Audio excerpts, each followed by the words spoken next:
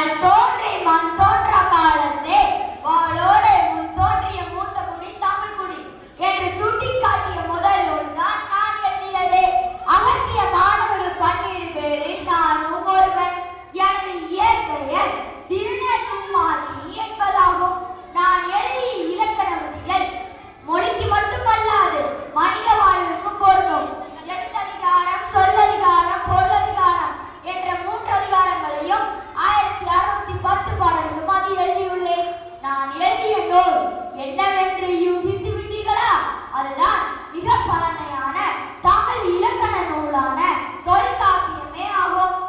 இதற்காகவே எனக்கு தொல்காப்பியர் என்ற பெயரும் வந்தது. தமிழே உலகின் முதல் மொழி, இவள் தானாய் வளரும் பெருவழி. எல்லா மொழியும் அதன் வழி, இவள் தாய்மொழிக்கெல்லாம் தாய்மொழி என்ற தமிழ்மொழியின் தலைமகனான எனக்கோ சிலை இருக்கிறது, அதற்கு உரையும் இருக்கிறது. யாரும் படிப்பதில்லை என்ற குறையும் இருக்கிறது.